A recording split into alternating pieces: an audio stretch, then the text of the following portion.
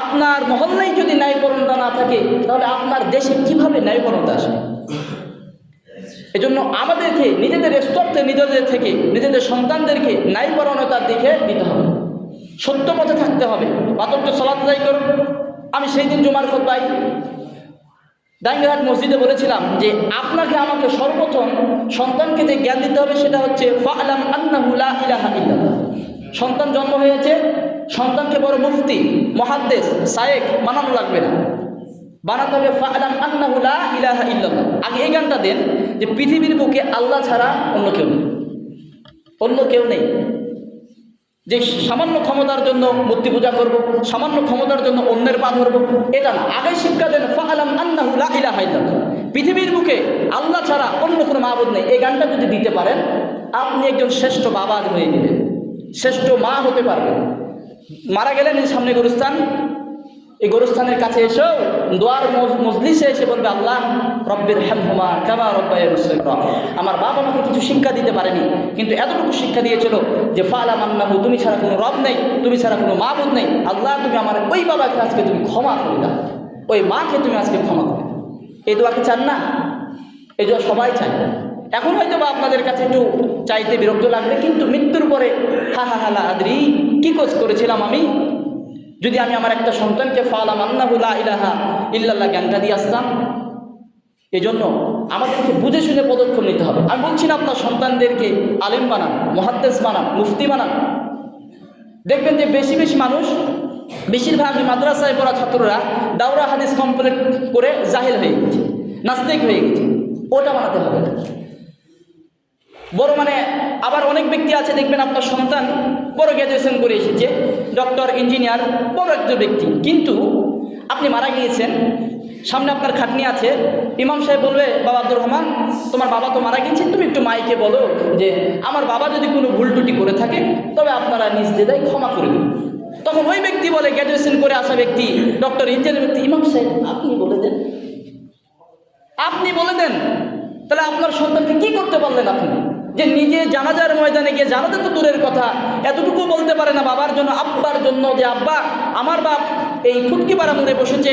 আল্লাহ সুবহানাহু ওয়া তাআলার ঘরে জমার মতো সম্পদ, ঈমান উপার্জন করার জন্য আল্লাহ রাব্বুল আলামিন সকলের আগে আগে পৌঁছে দিয়েছেন। এজন্য শুকরিয়া জ্ঞাপন করি, বলি আলহামদুলিল্লাহ।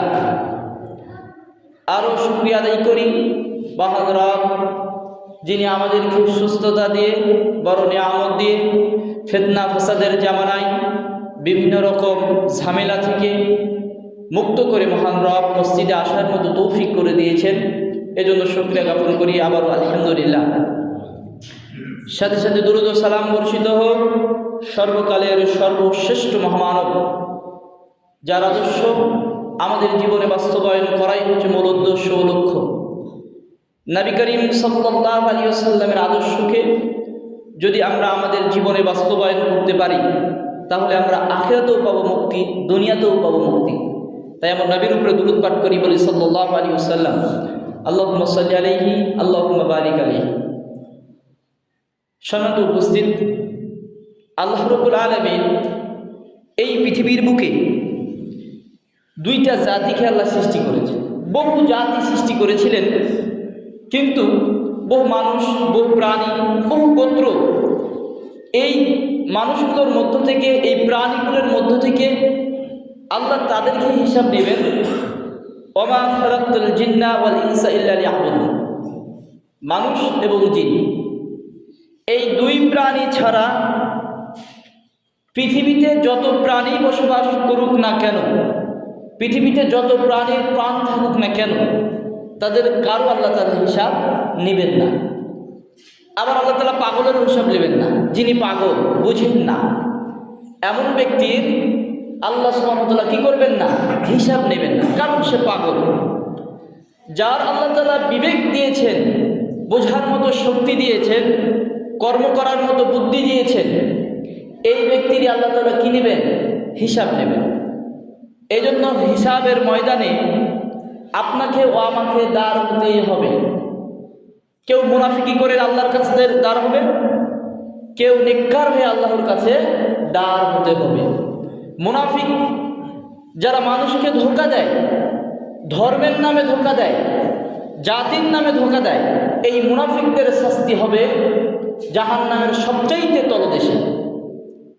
যারা কোরআনকে নিয়ে মুনাফিকি করে এদের স্তর হবে সবচাইতে জাহান্নামের নিচে। যারা কোরআনের আয়াতের বিপরীত চলে, কোরআনের আয়াত যেটা বলে তার বাইরে চলে, এই সমস্ত মুনাফিকদের শাস্তি হবে জাহান্নামের সবচাইতে নিচে। এক প্রকার আলেমদের, আমাদের মতো যারা ধর্ম বিক্রি করে খায়, ধর্মের নামে মানুষকে ধোঁকা দেয়, এদের এই মানুষগুলোকে আল্লাহ বিবেক দিয়েছেন। আমাদের মতো দাড়ি টুপিওয়ালা মানুষগুলোকে আল্লাহ বিবেক দিয়েছেন, কোরআন বোঝার মতো শক্তিও দিয়েছেন, কিন্তু বুঝেও তারা বুঝে না। আল্লাহ তাআলা বলছেন তাদের কান আছে শোনে না, চক্ষু আছে দেখে না, অন্তর আছে কল্পনাও করে না, ব্রেন আছে চিন্তাও করে না। উলাইকা কাল আনাম, এরা তার চাইতে নিকৃষ্ট, মানে পশু পাখির চাইতেও নিকৃষ্ট। তাহলে আল্লাহ তাআলা, আমরা একটা প্রশ্ন করি, বলি যে হুজুরদের কিয়ামতের মাঝে সবচাইতে বেশি শাস্তি দেওয়া হবে, হুজুরদেরকে দিয়ে জাহান্নাম উৎপাদন করা, বাস্তবিক তাই। হুজুরদেরকে দিয়েই জাহান্নাম উৎপাদন করানো হবে। কেন? তারা মানুষকে ধোঁকা দিয়েছে, কোরআনের আয়াতগুলো নিয়ে যে নিজেদের মন করা ভাবে মানুষকে ডেকেছে, তার কারণে তাদের শাস্তি সবার আগেই হবে। ধরেন আমি একটা দল করি, সাপোজ আমি একটা দল করি, আপনি একটা দল করেন, আমার দলে যেই জিনিসটা আছে ওটাকে আমি আরও পেঁচিয়ে পেঁচিয়ে পেঁচিয়ে মানুষের কাছে উপস্থাপনা করতে গিয়ে আমি কোরআনকেই বিক্রয় করে দিচ্ছি। যেরকম বাইবেল, ইনজিল, জাবুর, এগুলো খ্রিস্টানরা বিকৃত করে দিয়েছে, কিন্তু মানুষ আজ এগুলোর প্রতি ধোঁকায় পড়ে রয়েছে। একবারও মানুষ দেখে না, একবারও মানুষ কী করছে না, দেখছে না। এই কালকে ভোট হলো, এই ভোটের কথাটাই যে বলি, বাংলাদেশে হ্যাঁ এবং না একটা ভোট হলো। আপনারা হয়তোবা আমার আলোচনা শোনার পরে বলবেন যে আস্তাগফিরুল্লাহ, ক্ষমা আপনাদেরকে চাইতেই হবে যারা হ্যাঁ ভোট দিয়ে এসেছেন। এই হ্যাঁ ভোটে আপনাদের কাছে 12টা জিনিস উজ্জ করে দেওয়া হয়েছিল, 12টা ধারা।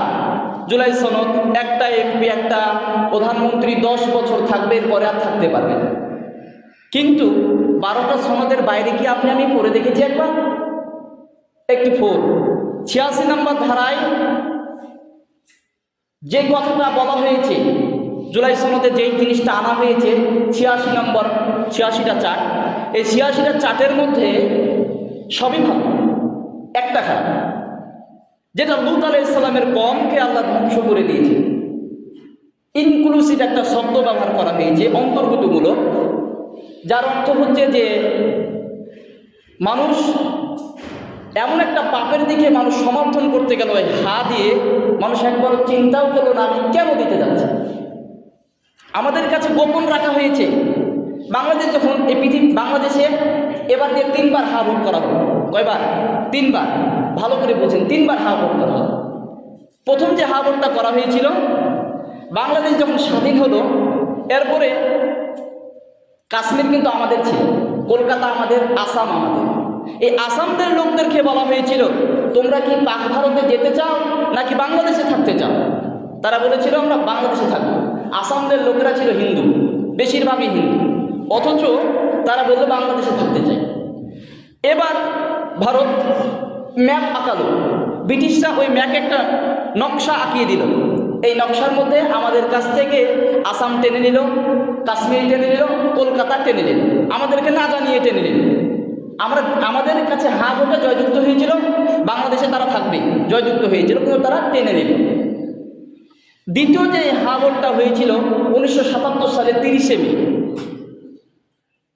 আপনার এই হা ভোটের একটা গল্পটাই বলি, যে এই হা ভোট যদি বাস্তবায়ন হয় তাহলে সনদ বৈধ হবে, আর সনদ যদি বৈধ হয় তাহলে সংবিধান পরিবর্তন হবে।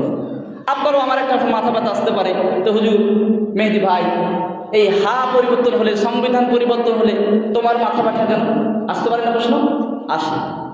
সংবিধান পরিবর্তন হলে আমার এই জন্যই মাথা ব্যথা যে শহীদ প্রেসিডেন্ট জিয়াউর রহমান 19 দফা দাবির পক্ষে 1977 সালে 30শে মে 19 দফা দাবির পক্ষে একটা গণভোট করেছিলেন হায়ের পক্ষে।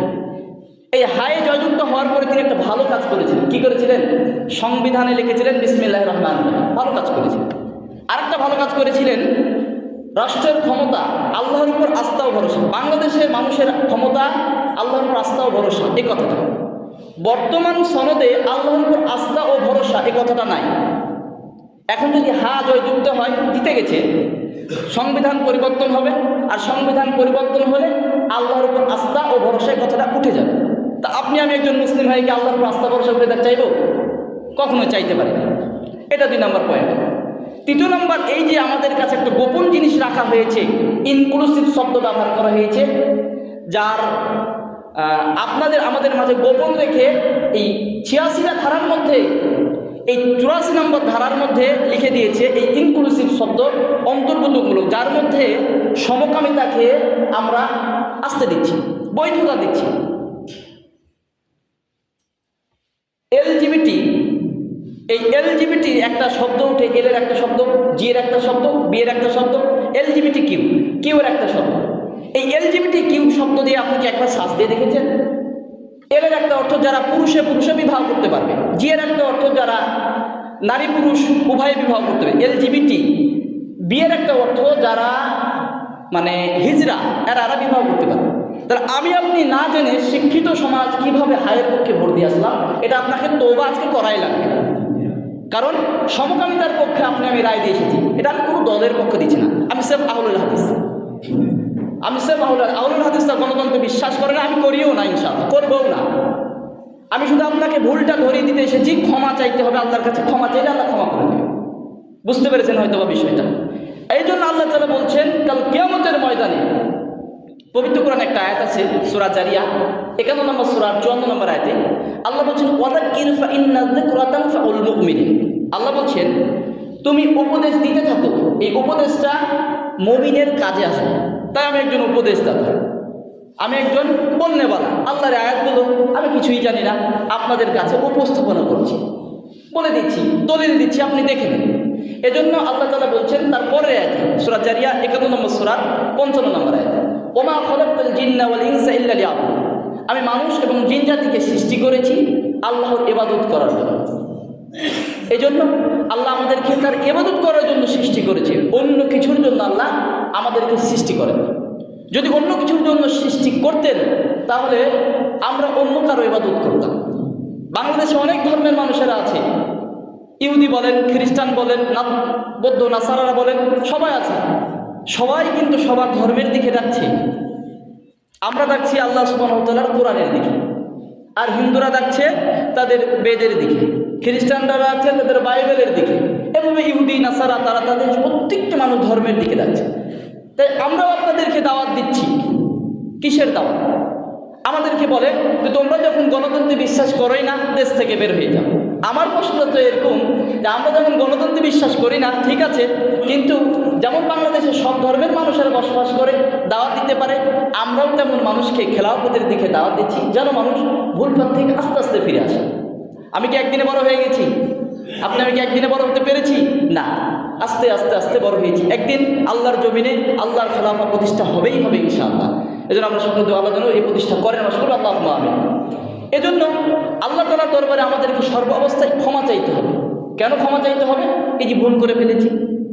পবিত্র কোরআনে সূরা নূর 24 নম্বর সূরা 31 নম্বর আয়াতে আল্লাহ বলছেন আতুবু ইলাল্লাহি জামিআন আইয়ুহাল মুমিনুনা লাল্লাকুম তুফলিহুন।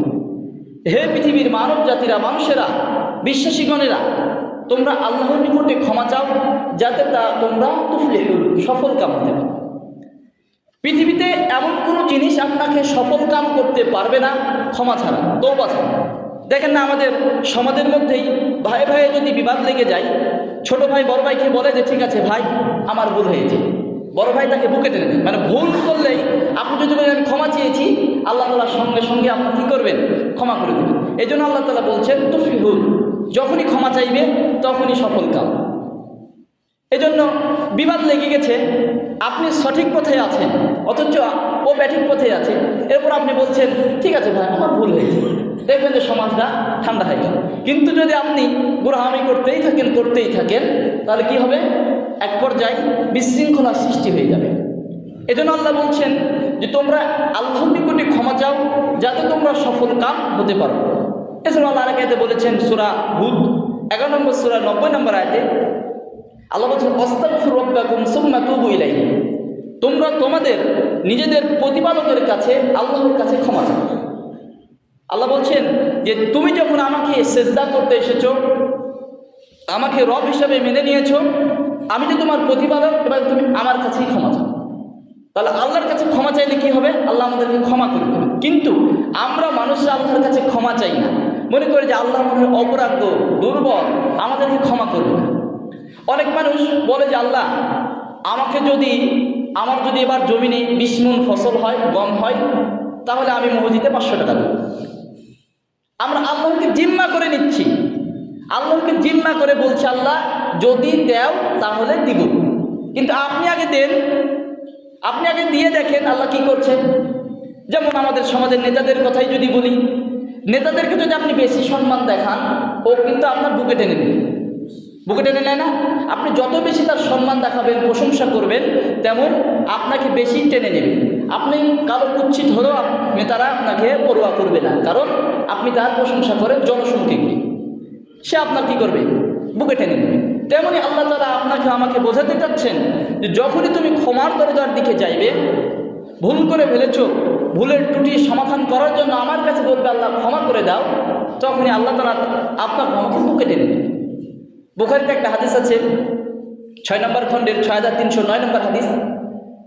আনাস ইবনে মালিক রাদিয়াল্লাহু তাআলা আনহু খাদেম রাসূলুল্লাহ সাল্লাল্লাহু আলাইহি ওয়াসাল্লাম قال رسول الله صلى الله عليه وسلم الله أفرغ بالتوبة عبده من أحدكم سقط على بعيره وقد ضله في أرض الفلات। রাসূল সাল্লাল্লাহু আলাইহি ওয়াসাল্লামের খাদেম আবু হামজা ইবনে আনাস রাদিয়াল্লাহু তাআলা বলছেন যে নবী সাল্লাল্লাহু আলাইহি ওয়াসাল্লামের বলেছেন একজন ব্যক্তি মরুভূমি পান্তে গেছে, আর তার বাহনের উপরে খাদ্যদ্রব্য সব কিছু রয়েছে, অতঃপর সে বাহনটি হারিয়ে যায়, পুনরায় ফিরে পেলে যেমন খুশি হয় আল্লাহ তার চাইতেও বেশি খুশি হয়।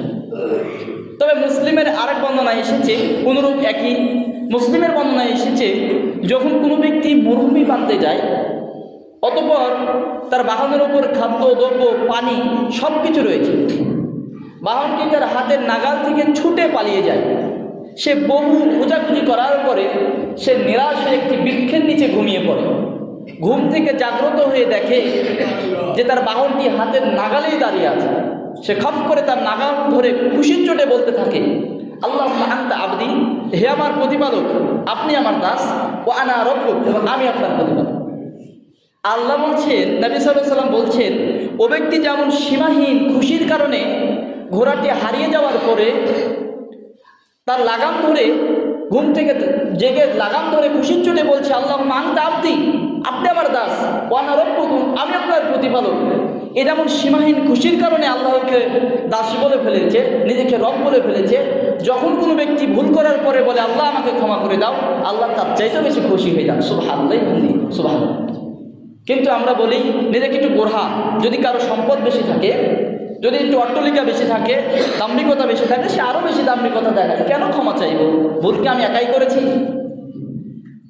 কিন্তু আপনি যদি ক্ষমা না চেয়ে আল্লাহর দরবারে যেতে পারেন, ক্ষমা না চেয়ে আল্লাহর দরবারে যেতে পারেন, সেদিন আপনি বুঝতে পারবেন আমারও আপনার পরিণতিটা কি হতে পারে। কারণ দুনিয়ার একটা লোভনীয় জিনিস, যুইগিনা লিন্নাসি হুব্বু শাহাওয়াতি মিনাস নিসাই ওয়াল বানিনা, মানে যুইগিনা শব্দ অর্থ ব্যবহার করা হয়েছে, যা শোভনীয় করা হয়েছে, লিন্নাসি মানুষের জন্য, হুব্বু ভালোবাসা, লিন্নাসি স্ত্রী সন্তান ক্ষেত খামার গবাদি পশু, এগুলো সব অর্থ বিল্ডিং, এগুলো সব আমাদের কাছে উঁচু করে দেওয়া হয়েছে। মানে আমাদেরকে আল্লাহ তাআলা বোঝাতে চেয়েছে দুনিয়ার এই ক্ষণস্থায়ী জিন্দেগিতে এগুলো তোমাদের কাছে ভালো লোভনীয় জিনিস করে রাখা হয়েছে, কিন্তু এরপরে যে তোমাদের 60 থেকে 70 বছর খুবই রামতামাশা দেখালে, লাঠি হাসে নিয়ে ধরে বেড়ালে, অমুখে কাটবে চলে বেড়ালে, এরপরে যে আরেকটা জিন্দেগি আছে অনন্তকালের জিন্দেগি, খালিদিনা ফিহা আবাদা, যুগ যুগ যুগ ধরেন, তো ওই জিন্দেগিতে গিয়ে বান্দা তুমি কার সাথে অহংকার করবে?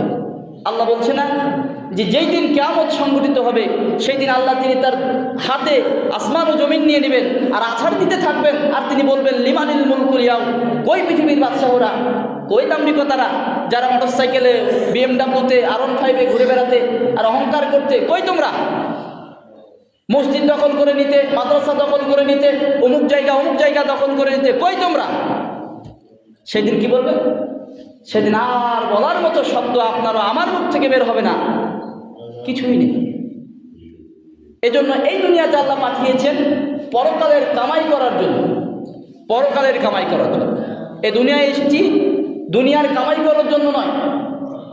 দুনিয়াতে ভুলটুটি মানুষের থাকবে, এক অপর ভাই থাকবে। যেমন ইউসুফ আলাইহিস সালামের কাহিনীটাই দেখেন। ইউসুফ আলাইহিস সালাম তার ভাইরা তাকে কূপে ফেলে দিলেন। কূপে ফেলে দেওয়ার পরে বহুদিন পর তারা দুর্ভিক্ষে পড়ে গেলেন। তার ভাই মিশরের তিনি খাদ্যমন্ত্রী হয়ে গেলেন। তাদের কাছে আসলেন, ভাইদেরকে পরিচয় না দিয়ে পরে পরিচয় দিয়ে বললেন, ভাইরা বললেন আমাদেরকে হয়তো এবার ইউসুফ শেষ করে ফেলবেন। তিনি বললেন লা তাহজান ইন্নাল্লাহু মা'ানা। তিনি বলছেন যে আমি মানুষকে তোমাদের কাছে ক্ষমা করে দিলাম, আজ আমি সবকে ক্ষমা করে দিলাম। আমাদের মধ্যে এই ক্ষমা নেই, আমাদের মধ্যে আসলেই ক্ষমা নেই, খালি দাম্ভিকতা রয়েছে। নবী সাল্লাল্লাহু আলাইহি সাল্লামের দিকে তাকান, যেদিন মক্কা বিজয় করলেন, যে আবু জাহেল, উতবা, সাইবা, ওয়ালিদ ইবনে মুগিরা প্রমুখ কাফেররা মক্কার যেই জায়গাতে রাসূল সাল্লাল্লাহু আলাইহি সাল্লাম সালাতে দাঁড়িয়েছিলেন, এমন তো সময় তার গায়ে উটের পচা নাড়ি ভুড়িকে চাপিয়ে দিল। হানজালা এক সাহাবী, হুযায়ফা এক সাহাবী রাদিয়াল্লাহু তাআলা বলছেন, আমি দূর থেকে দেখছি কিন্তু ভয়ে যেতে পারছি না, তারা হয়তো বা আমাকেও আক্রমণ করতে পারে। আমি দৌড়ে গিয়ে ফাতেমা রাদিয়াল্লাহু তাআলাকে বললাম, তোমার পিতাকে ওরা হত্যা করবে। অথচ রাসূল সাল্লাল্লাহু আলাইহি সাল্লামের পিঠ থেকে পচা নাড়ি ভুড়ি ফাতেমা রাদিয়াল্লাহু তাআলা আনহা ফেলে দিতে লাগলেন। এরপরে তিনি তাকে নিয়ে চলে গেলেন। তিনি ওখানে অভিশাপ করেছিলেন, আল্লাহ আবু জাহেলকে ধরো, কুরাইশের এই ব্যক্তিদেরকে ধরো। সেই নবী সাল্লাল্লাহু আলাইহি সাল্লাম মক্কা বিজয়ের পরে এসে সবাইকে তিনি ক্ষমা করে দিলেন। একটা ঘটনা আপনারা সকলেই জানেন, এক বুড়ি পালাতে যাচ্ছে, চলে যাচ্ছে। তো রাসূল সাল্লাল্লাহু আলাইহি সাল্লাম বলছেন, মা আপনি কোথায় যাচ্ছেন? তো বলে, তুমি জানো না মুহাম্মদ সাল্লাল্লাহু আলাইহি সাল্লাম, মুহাম্মদ নামের এক ব্যক্তি যিনি তাকে নবুয়ত দাবি করে, আল্লাহর ওহী আসছে তার কাছে, ওই ব্যক্তি মক্কাকে বিজয় করে নিয়েছে।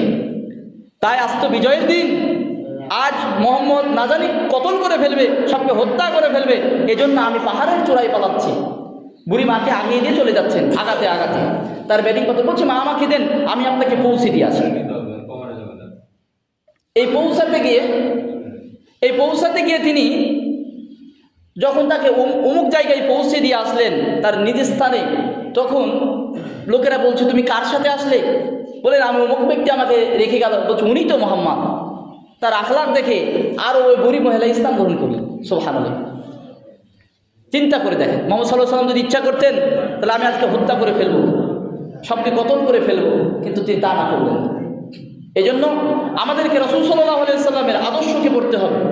যদি আমি আপনি নবী করিম সাল্লাল্লাহু আলাইহি সাল্লামের আদর্শকে পড়তে পারি, তাহলে আপনার ও আমার পরিবার থেকে আদর্শ সন্তান জন্ম নেবে।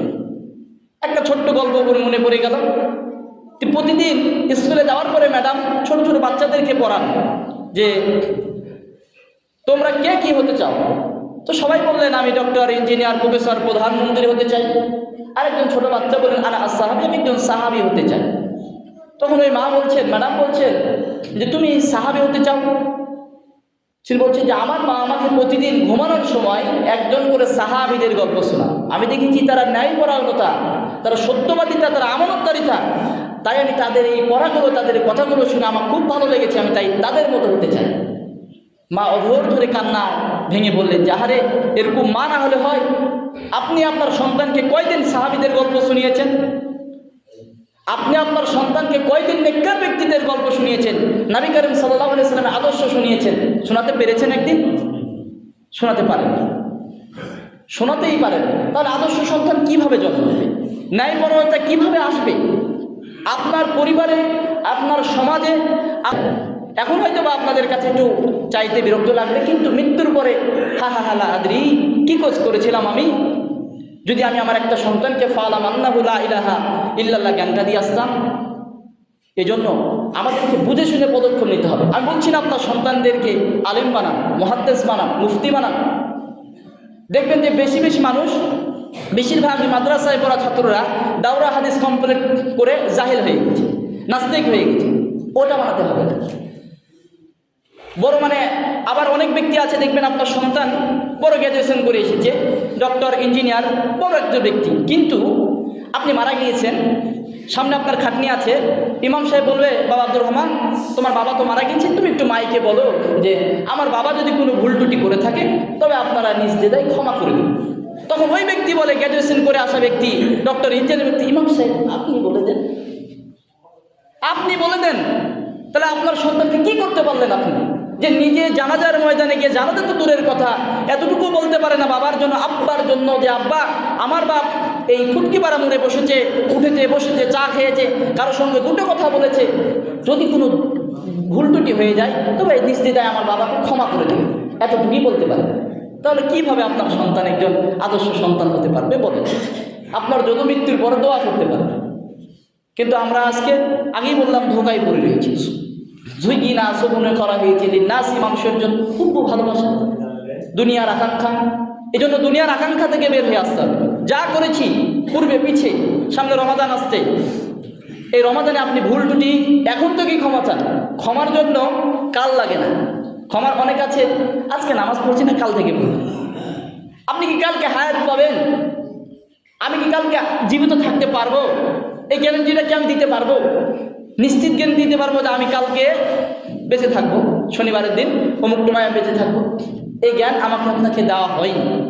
এজন্য আপনাকে আমাকে পূর্বে থেকেই প্রস্তুতি নিতে হবে, এখন থেকেই। হ্যাঁ, আমি এখনই শুনলাম। এই জন্য তো সাহাবীদের নাম নিতে হলে বলা হয় রাদিয়াল্লাহু তাআলা আনহু। সাহাবীরা যেটা শুনেছিলেন হক, সেটাই মেনে নিয়েছিলেন। কেন মেনেছিলেন? যে নবী করিম সাল্লাল্লাহু আলাইহি ওয়াসাল্লাম তিনি যে কথাটা তাদেরকে বলতেন সেই কথাটাই মেনে নিতেন। আর এই জন্য তাদের নাম নিতে হলে আমরা বলি রাদিয়াল্লাহু তাআলা আনহু। তাদের উপরে আল্লাহ তাআলা সন্তুষ্ট হয়ে গেছে। সুবহানাল্লাহ। এজন্য আমাদেরকে যেটা করতে হবে ভাই, কারোর পিছনে দৌড়ে আপনার আমার সময় নষ্ট করার কোনো প্রয়োজন নেই।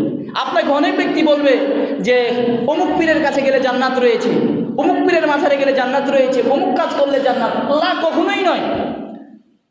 নবী সাল্লাল্লাহু আলাইহি ওয়াসাল্লাম ফাতিমাকে বলছেন, ইয়া ফাতিমা বিনতে মুহাম্মদ আনকিদু আনফুসাকুম মিনান নার, হে মুহাম্মদের কন্যা ফাতিমা, তুমি নিজেকে জাহান্নামের আগুন থেকে বাঁচাও।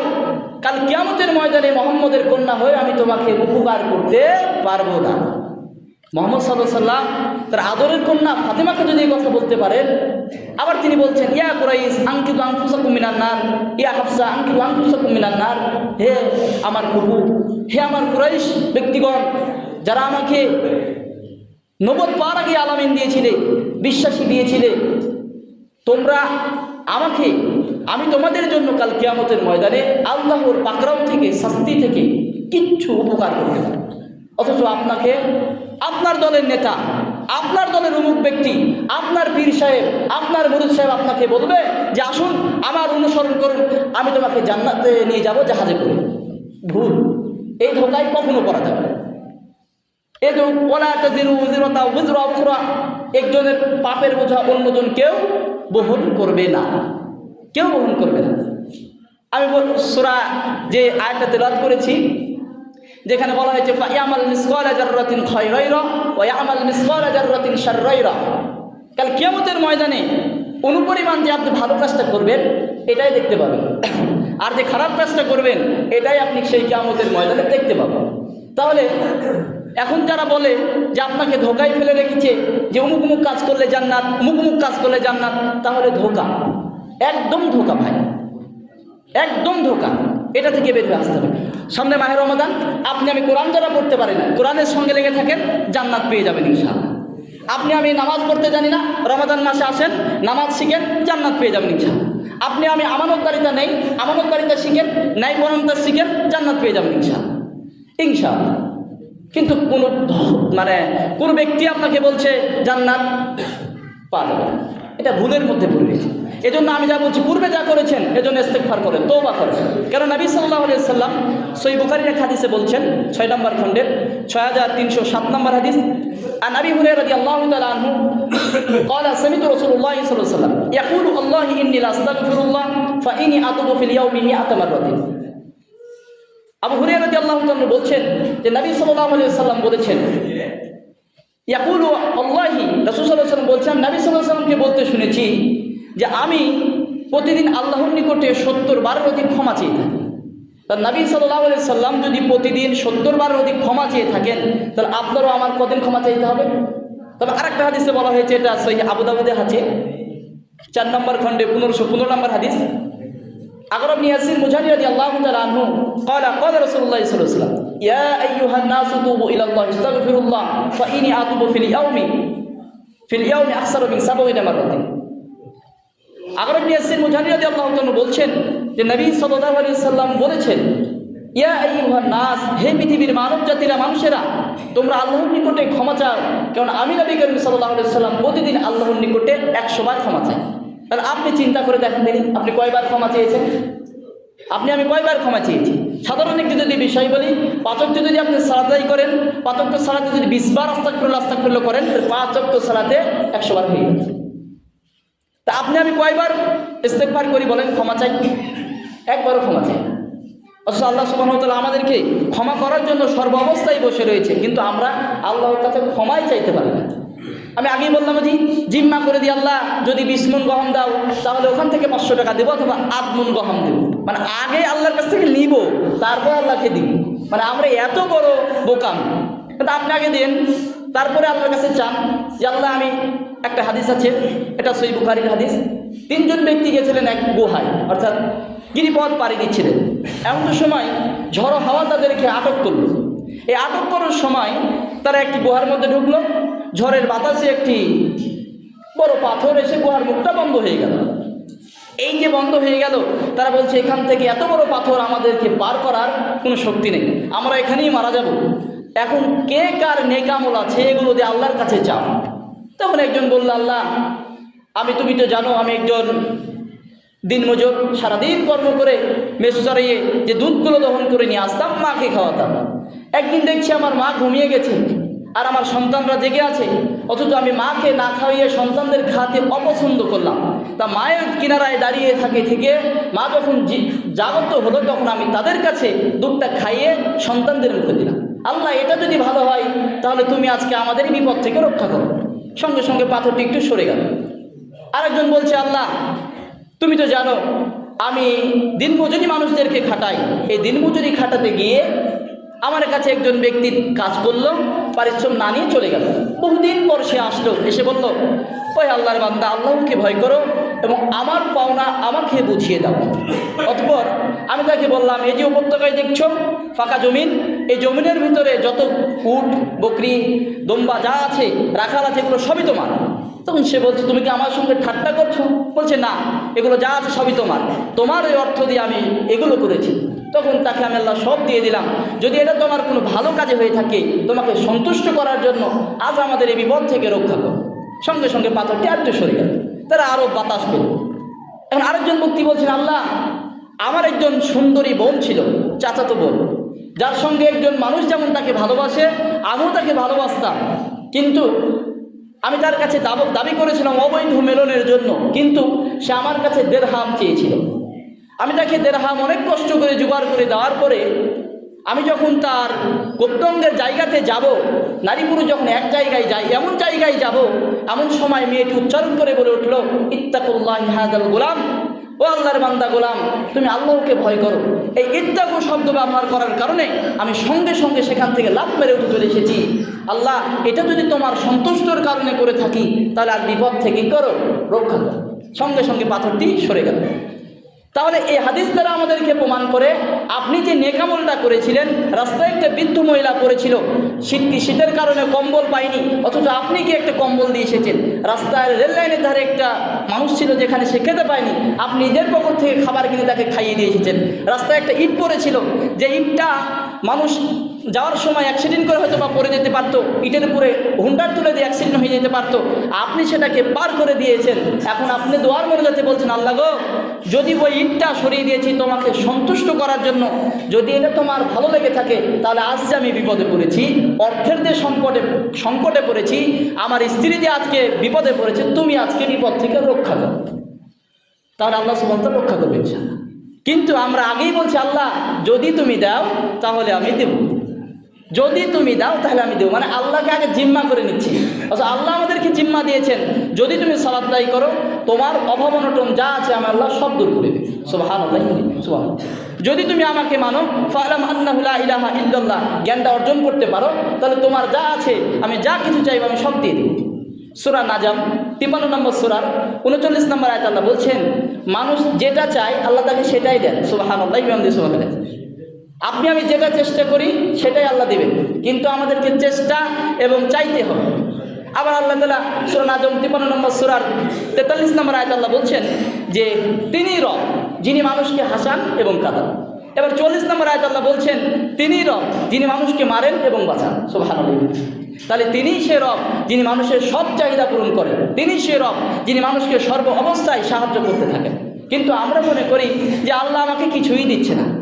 আল্লাহ সুবহানাহু ওয়া তাআলা সূরা তাওবা 9 নম্বর সূরার 126 নম্বর আয়াতে আল্লাহ বলছেন যে আমি তোমাদেরকে প্রতি বছর একবার থেকে দুইবার বিপদগ্রস্ত করি, একবার থেকে দুইবার বিপদগ্রস্ত করি, এরপরও কিন্তু তোমরা আল্লাহর কাছে আমার কাছে ফিরে আসবে না। আল্লাহ আমাদেরকে প্রতি বছর বিপদ দেন। ধরে নেন আমার স্ত্রী বিপদে আছে, আমার সন্তান বিপদে আছে, এভাবে আল্লাহ আমাদেরকে বিভিন্নভাবে অর্থ সম্পদ, যেমন সূরা বাকারার এক আয়াতে আল্লাহ বলছেন ওয়ালা নাবলুওয়ান্নাকুম বিসাইয়্যিম মিনাল খাউফি ওয়াল জুই ওয়া নাকসিম মিনাল আমওয়ালি ওয়াল আনফুসি ওয়াস সামারাত ওয়া বাশশিরিস সাবিরিন। আমি তোমাদের কিছু ভয় দিয়ে, কিছু খোদা দিয়ে, কিছু ফল ও ফসলের লোকসান দিয়ে তোমাদের পরীক্ষা করো। তোমাদের মধ্যে যারা ধৈর্যশীল এদেরকে তুমি কি দাও? সুসংবাদ দাও। তাহলে আল্লাহ আমাদেরকে প্রতি বছর বিপদ দেন, বিপদ দিয়ে আল্লাহ আমাদেরকে পরীক্ষা করতে চান যেন সে বান্দা পাপ কাজ থেকে আমার নিকটে ফিরে আসে। কিন্তু আমাদের যখনই আল্লাহ বিপদ দেন তখনই আমরা আরও বিমুখ হয়ে যাই। কিন্তু যখন সম্পদ দেন তখন বলে যে এগুলো আমাদেরই কামাই। যা বুখারীর এক হাদিসে আছে, তিনজনকে আল্লাহ পরীক্ষা করছিলেন, তিনজনকে পরীক্ষা করছেন, টাকালা, কুষ্ঠরোগী, এক অন্ধ ব্যক্তি, আপনারা সকলেই জানেন। এই দিয়ে পরীক্ষা করার সময় আল্লাহ তাদেরকে নিজ গুণে দিলেন, কিন্তু সে বললেন যে এগুলো আমাদের বাপদাদার সম্পদ, এগুলো আমাদের কি বাপদাদার সম্পদ। কিন্তু আসলেই তা না। আপনি যদি এই হাদিসটার দিকে একটু মিলিয়ে দেখেন যে আমরা যারা বলি যে এই সম্পদটা আমার, মসজিদের পাশে যে জমিটা আছে আমার যদি বলেন তাহলে আপনি ভুল করবেন। এগুলো বাপদাদার সম্পত্তি নয়, আল্লাহ আমাকে নিজ অনুগ্রহে দিয়েছেন। যদি আল্লাহ জন্মই না দিতেন তাহলে আপনি পেতেন? তাহলে আল্লাহ আপনাকে আমাকে নিজ গুণে, নিজ অনুগ্রহ করে, দয়া করে আল্লাহ আমাকে দিয়েছেন। এজন্য আমার যে সম্পদ রয়েছে, আমার যে অট্টালিকা রয়েছে, এটা কোনো অহংকার নেই, এটা কোনো অহংকার নেই। আল্লাহ যে রব মানুষকে শক্তিশালী বলছে না, তিনিই রব যিনি মানুষকে হাসান আবার কাঁদান, তিনিই রব যিনি মানুষকে মারেন আবার জীবিত করেন। এজন্য আমাদেরকে এই কথা বিশ্বাস রাখতে হবে যে আমরা যেহেতু জন্ম নিয়েছি একবার, মরতে হবে একবার। আপনি যে হিন্দুদের মতো যদি মনে করেন যে হিন্দুরা মারা গিয়েছে, হিন্দুরা এরকম কথা বলে, খ্রিস্টানরা, যদি তুমি এই জন্মে ভালো কিছু করে মারা যাও তাহলে তুমি মানুষ হয়ে জন্ম নেবে, আর যদি তুমি পাপাচারে লিপ্ত হয়ে মারা যাও তাহলে তুমি কি হবে? ওই জন্মে পশু পাখি অর্থাৎ কীট পতঙ্গ হয়ে গরু হয়ে জন্ম নেবে। তাই হিন্দুরা তাদের মা বলে গরুদেরকে, এমন কথা রয়েছে। কিন্তু মুসলমানদের আকীদা হচ্ছে যদি সে একবার মারা যায় পৃথিবীতে আসার আর কোনো সুযোগ আছে? নাই। তাকে একবারই জীবিত করা হয়েছে আর তাকে একবারই মৃত্যুবরণ করতে হবে। এজন্য মহান রব আমাদেরকে যে সুযোগটা দিয়েছেন সেটা হচ্ছে জীবিত দিয়েছেন, অর্থাৎ হায়াত দিয়েছেন। এই সুযোগটা যেহেতু দিয়েছেন, সামনে রমাদান মাস, এই রমাদান মাস যেন আমরা হেলাই খেলাই না কাটিয়ে দিই ভাই। আমি আগেই বলেছি যদি আপনি কোরআনের সঙ্গে সম্পর্ক রাখতে পারেন, কোরআন আপনাকে সেই দিন জান্নাতে নিয়ে যাবে। জানে শুনেন নি সূরা আল ইমরান এবং সূরা বাকারা, এরা সবচাইতে বেশি কিয়ামতের মাঠে অগ্র ভূমিকা রাখবে আপনাকে জান্নাতে নিয়ে যাওয়ার জন্য। আবার শুনেন নি সূরা মুলক, যদি আপনি প্রতিদিন তেলাওয়াত করেন এই সূরা মুলক আপনাকে কবরের আযাব থেকে, শাস্তি থেকে আপনাকে হেফাজত করবে, বাঁচিয়ে রাখবে। তাহলে এই কোরআন আপনাকে জান্নাতে নিয়ে যেতে পারবে, অন্য কোনো কিছু আপনাকে জান্নাতে নিয়ে যেতে পারবে না। সালাত, ঈমান আপনাকে জান্নাতে নিয়ে যেতে পারবে, অন্য কিছু জান্নাতে নিয়ে যেতে পারবে না। এজন্য আমাদেরকে কোরআনটাকে শিখতে হবে। আপনি যে রমাদান মাসের সুযোগটা পেয়েছেন, মনে করছেন যে ব্যবসা বাণিজ্য করতে হবে, হ্যাঁ করতে হবে। অনেক ব্যক্তি আছে দেখবেন যে ব্যবসা বাণিজ্য করে ঠিকই, কিন্তু রমাদান মাসে অনেক বেশি বরকত হয়ে যায়, অনেক বেশি বরকত। এজন্য আপনি অল্প কামাই করেন, কিন্তু মনে করেন যে আমি এই রমাদান মাসে এই কোরআনটাকে আমি পড়া শিখে নেবো এক মাসে। আপনাদের মসজিদের ইমাম সাহেব আছে, আমরা এটা মনে করি যে জ্ঞান মনে হয় আমাদেরকে এসে বাড়িতে বাড়িতে শিখিয়ে দিয়ে যাবে, এই ধারণাটা ভুল রাখেন। যখন আপনার খিদা লাগে পেটে, তখন আপনি খাবারটাকে খুঁজে বেড়ান কোন তাকে আছে, কোন ফ্রিজের মধ্যে আছে, কোন ঘরের মধ্যে আছে, খুঁজে নেন না? তার মানে আপনাকে খুঁজে নিতে হবে কার কাছে গেলে আমি কোরআনটা শিখতে পারবো। আপনার লজ্জা কিসের? আপনি সমাজে যখন চলে ফিরে বেড়ান, ওপেন বিড়ি খেয়ে বেড়াতে পারছেন, ওপেন যত দিয়ে পান খেয়ে বেড়াতে পারছেন, অথচ একজন ইমামের কাছে গিয়ে আপনি কোরআন শিখবেন, এটা তো আপনার লজ্জা। আল্লাহর সবচাইতে বড় কালাম যেটা আপনি শিখবেন, এখানে আপনার লজ্জা। এই লজ্জাকে ভাঙতে হবে। কেননা যেই দিন পৃথিবীর সব মানুষগুলো একত্রিত করা হবে ফাঁকা ময়দান, আর ওই ময়দানের কাছে আপনার এই এলইডি টিভির মতো পর্দা টাঙ্গিয়ে আপনাকে দেখানো হবে, ও হো অমুক মেহেদি, তুমি তো অমুকের জায়গায় গিয়েছিলে, অমুকের মাল আত্মসাৎ করে নিয়েছিল। তখন আপনাকে লজ্জা লাগবে না? তখন আপনাকে লজ্জা লাগবে কি না? তো দুনিয়ায় যদি আপনার লজ্জা ভাঙাতে পারে, তাহলে আখিরাতে আপনার জন্য কোনো লজ্জা নাই। এই জন্য আল্লাহ রাব্বুল আলামিন আমাদেরকে এভাবে কোরআনগুলো বুঝার তৌফিক দান করুন এবং শিকার তৌফিক দান করুন। শুকর আল্লাহ আমিন। কেননা যদি আপনি কোরআনের সাথে সম্পর্ক রাখতে পারেন, তাহলে কোরআন আপনার কি করবে? আপনার পক্ষে দলিল দিবে, আপনার পক্ষে থাকবে। আর যদি আপনি কোরআনের সাথে সম্পর্ক রাখতে পারেন, তাহলে কোরআন আপনার বিপক্ষে যাবে। এজন্য মহান রব আমাদেরকে সর্বাবস্থায় কোরআনের সাথে থাকা তৌফিক দান করুন। আমার সকলে আল্লাহ আমিন। আমি আরেকটা হাদিস বলে ছেড়ে দেবো ইনশাআল্লাহ। নবী সাল্লাল্লাহু আলাইহি ওয়াসাল্লাম এক হাদিসে কথা বলছেন যে ক্ষমার বিষয়ে, এটা সহিহ মুসলিমের হাদিস 6882 নম্বর হাদিস। আবু মুসা আশআরী রাদিয়াল্লাহু তাআলা আনহু আনি নবী সাল্লাল্লাহু আলাইহি ওয়াসাল্লাম আল্লাহ তিনি তার দুহাতকে রাত্রে প্রসারিত করে দেন, লিয়াতুবু মুসিউন নাহার, যেন দিনে পাপাচারী রাত্রে তোবা করে। নাহারি, অতঃপর তিনি তার দুহাতকে দিনে প্রসারিত করে দেন, লিয়াতুবু মুসিউল লাইল, যেন রাত্রে পাপাচারী দিনে তোবা করে। হাত্তা তাতওয়া শামসু মিন মাগরিবিহা, অতঃপর আল্লাহর নীতি চলতেই থাকে যতক্ষণ না সূর্য পশ্চিম আকাশে উদয় হয়। তাহলে আল্লাহ আমাদেরকে, যে আমি যে ভুলটুটি বললাম, প্রথমে এসে বললাম যে ভুলটা আমি করেছি, আগামীকাল এই ভুলটার জন্য আল্লাহর কাছে ক্ষমা চেয়ে নেন, আল্লাহ ক্ষমা করে দেবেন। ক্ষমা আপনি চাইবেন। আমি একটা কথা বলি বারবার, যে আমি সুদ খাই, এ কথাটা ভালো মনে রাখবেন, সুদ খাই। কিন্তু আমি বলবো যে আমি বিভিন্ন চাপের কারণে, বিভিন্ন ব্যক্তির কাছে ঋণ নেওয়ার কারণে আমি সুদ খাচ্ছি, আমি জানছি এটা হারাম কাজ। কিন্তু যদি কোনো ব্যক্তি বলে যে আমি সুদ খাই, সুদ খেলে কি হবে? তাহলে সে মুরতাদ হয়ে গেল, ইসলাম থেকে বের হয়ে গেল, পুনরায় তাকে কালিমা পড়ে মুসলমান হতে হবে।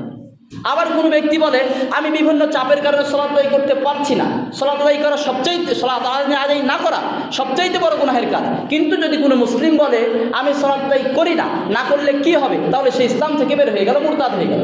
ওকে মেরে ফেলে দাও, কোনো সমস্যা হবে না, কারণ সে ইসলাম থেকে বের হয়ে গেছে, মুসলমান ছিল আবার মুরতাদ হয়ে গেছে। এভাবে আপনি সিয়াম, হজ, যাকাত, আপনি বলবেন আমি যে পাপটা করছি আমি অপরাধী, আমি পাপ করছি, নামাজ পড়ছি না, রোজা করছি না, হজে যাচ্ছি না, অর্থ থাকা সম্পদ, আমি পাপী। কিন্তু আপনি বলবেন না করলে কি হবে? তাহলে আপনি কিন্তু ইসলাম থেকে বের হয়ে যাবেন। পাপটা আপনাকে স্বীকার করতে হবে যে হ্যাঁ এটা পাপ, আমি চাপে পড়ে করছি। তা মহান রব আমাদেরকে সর্ব অবস্থায় আল্লাহর কাছে ক্ষমা চাওয়ার তৌফিক দান করুন। শুকর আল্লাহ আমিন। আল্লাহ আমাদেরকে সর্ব অবস্থায় আল্লাহ সুবহানাহু ওয়া তাআলাকে স্মরণ করে আল্লাহ জ্ঞান অর্জন করে তৌফিক দান করুন। আমরা শুকর আল্লাহ আমিন। ওয়া আখিরু দা'ওয়ানা আলহামদুলিল্লাহি রাব্বিল আলামিন। আসসালামু আলাইকুম ওয়া রাহমাতুল্লাহি ওয়া বারাকাতুহু।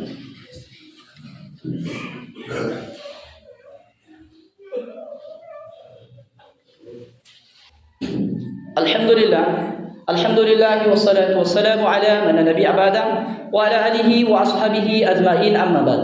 আউযু বিল্লাহি মিনাশ শাইতানির রাজীম। বিসমিল্লাহির রাহমানির রাহিম।